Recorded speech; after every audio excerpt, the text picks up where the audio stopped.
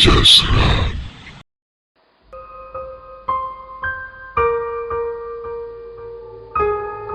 Assalamualaikum warahmatullahi wabarakatuh. Selamat pagi, siang, sore dan malam buat sobat pecinta horor. Bagaimana kabar kalian hari ini? Semoga senantiasa sehat selalu ya. Seperti biasa, Karam Kali Aja Seram akan selalu menghibur kalian dengan cerita-cerita seram, horor, dan menegangkan. Siapkan cemilan, pakai handsfree, dan matikan lampu. Jangan lupa subrek ya. Terima kasih.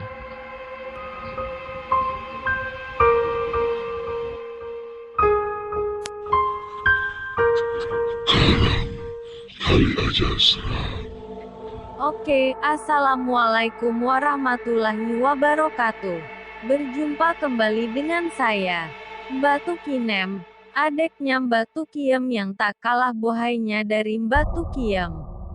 Berhubung Mbak Tukiem lagi terkena cacar monyet dan harus isolasi 3,5 tahun, maka dari itu, mulai saat ini, sayalah yang akan menggantikannya sebagai pembaca ceritanya. Semoga teman-teman menerima saya dan betah mendengarkan cerita yang saya bawakan. Untuk episode kali ini, saya akan membawakan 2 cerita sekaligus. Cerita pertama berjudul Kisah Pencari Belut Sawah. Menceritakan, seorang pemuda mencari belut di tengah malam di dekat sawah, dan dia berpapasan dengan sosok goib. Apakah yang akan terjadi dengan pemuda itu? Cerita kedua judulnya Hantu Leher Panjang. Menceritakan seorang anak SMK yang lagi liburan di desa. Macam-macam peristiwa goib akan dialaminya selama di desa ini. Makanya tetap stay di channel Karam Kali Aja Seram. Jangan lupa subrek ya. Selamat mendengarkan. Karam Kali Aja Seram.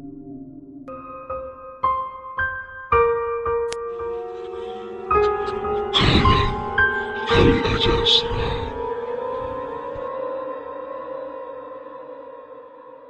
Kisah mistis pencari belut based on true story.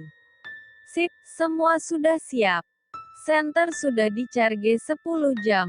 Pedang tumpul siap, wadah siap, air minum oke. Rokok sudah dibungkus plastik. Oke, siap tempur nih. Lihat jam, pukul 21 lewat sedikit. Saatnya berangkat. Sebelumnya minum kopi yang tinggal setengah gelas dan berangkat. Berjalan 1 menit, sampailah aku di sawah sebelah barat desa.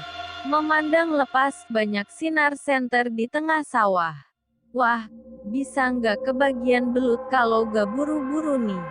Aku segera menyalakan senter. Masuk ke sawah pertama.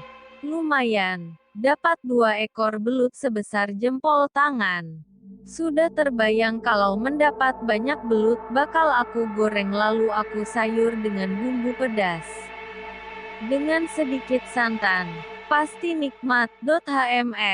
Yumi. Aku berpindah ke sawah-sawah berikutnya. Kadang dapat seekor 2 ekor. Ada yang besar dan kecil. Tak terasa, aku semakin jauh dari desa. Gak terlalu jauh sih, cuman 5 menit kalau jalan biasa. Dan aku melewati dekat gerumbul pohon di tengah sawah. Konon, dulunya itu adalah kuburan zaman kuno. Tapi sekarang sudah berubah menjadi ladang. Aku tak merasakan keanehan apapun saat melewatinya. Padahal banyak yang mengabarkan bahwa tempat itu angker. Aku terus saja berjalan mencari belut. Setelah agak jauh dari gerumbul pohon itu, baru terjadi keanehan. Sawah-sawah yang aku lewati semuanya penuh dengan air. Tapi aku belum merasa aneh. Aku pikir, paling saluran air ada yang membuka, sehingga sawah-sawah terendam air. Karena pemikiran itu, aku pindah menuju sawah yang posisinya agak tinggi, dengan harapan belum tergenang air. Sekian lama aku berjalan, belum juga melihat sawah yang tidak tergenang air. Aku mulai merasa aneh. Kok bisa air datang secepat ini? Gak biasanya kayak gini. Sejauh jangkauan cahaya senter, air melulu. Buset, gimana mau dapat belut kalau air melulu? Ku coba mengitarkan pandangan. Sejauh mata memandang, tak ada kulihat lampu senter para pencari belut yang lain. Lah, pada kemana orang-orang yang cari belut tadi? Rasa takut mulai menghantuiku. Pengin segera pulang. Tapi ini di tengah persawahan. Tapi rasa takut sudah merajai hati. Maka aku menentukan arah. Nah, itu dia. Ada cahaya lampu di pinggir desa. Dengan tergesa, aku bergegas menuju lampu yang terlihat di kejauhan. Tapi, kok gak sampai-sampai ya? Perasaan aku belum jauh dari desa deh. Akhirnya, sampailah aku di tempat lampu itu. Ternyata itu lampu rumah penduduk. Tapi rumah siapa ya? Kok rasanya ini bukan di desaku? Kebetulan ada seorang laki-laki yang sedang berjalan dengan membawa senter. Aku pun bertanya padanya. Ternyata aku nyasar di desa yang jauh dari desaku. Makanya lama banget berjalannya. Setelah aku menceritakan pengalamanku kepada bapak itu, dengan senang hati beliau mau mengantarku pulang dengan sepeda motornya. Akhirnya sampai di rumah juga. Bajuku sudah basah semua dengan keringat. Aku benar-benar takut malam itu. Tapi dasar bandel. Malam-malam berikutnya tetap aja aku cari belut lagi. Cuma karena masih trauma, aku mengajak temanku. Gak apalah walau hasil mencari belut harus dibagi dua. Malam ini, temanku gak bisa nemenin karena capek abis bekerja di sawah. Akhirnya aku berangkat sendiri. Pukul 21.30 aku berangkat. Pikirku, asal aku menghindari tempat kemarin, pasti gak akan terjadi apa-apa. Lagi pula kulihat banyak orang yang mencari belut. Dari posisi favorit sebelah barat desa, aku mulai mencari belut. Terus jalan ke barat sambil tak lupa tengah-tengok melihat cahaya senter pencari belut lainnya. Selama masih ada, aku merasa tenang. Saat mulai mendekati gerumbul pohon di tengah sawah, aku berbelok ke utara supaya tidak melewati tempat itu. Wah, aman pikirku. Dengan tenang aku mencari belut lagi. Tak terasa, aku sudah mendekati jalan penghubung antar desa, yang waktu itu masih jelek kondisinya.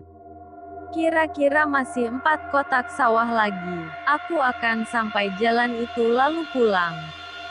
Aku terus mencari belut dengan menunduk. Saat memandang ke depan, wah tinggal 3 kotak sawah lagi. Kembali aku sibuk mencari belut dengan mengelilingi tiap sawah. Wait, apa ini? Belut kok belang-belang hitam putih. Aku langsung sadar, wah, pasti ular weling ini. Ku tengok kanan kiri. Kepalanya kira-kira ada di mana? Soalnya ular ini suka mengejar kalau melihat cahaya. What bujuk. Ular beneran nih. Kok panjang banget. Selebar satu kotak sawah yang lebarnya kira-kira 15 meter. Ada ular sepanjang itu. Aku soroti dengan cahaya senter. Mana kepalanya? Mana ekornya? Waduh, gimana ini? Mau pulang malah ketemu ginian. Kulihat sekeliling. Cuma gelap. Ada lampu senter. Tapi jauh banget. Akhirnya, di tengah ketakutanku, aku berkata, "Kuote, Mbah. Maaf cucumu cuma cari belut. Jangan diganggu ya Mbah." Seolah mengerti apa yang kuucapkan, ular itu bergerak pergi. Agak lama, baru kelihatan ekornya. Aku gak lihat kepalanya ada di mana. Setelah ular itu pergi, aku buru-buru pulang ke rumah. Jantung masih berdebar gak karuan. Alhamdulillah masih diberi selamat.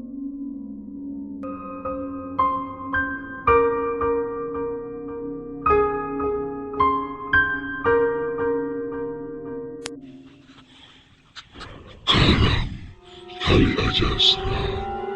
Cerita kedua, hantu leher panjang. Jangan kemana-mana, tetap stay di channel Karam. Kali aja, seram.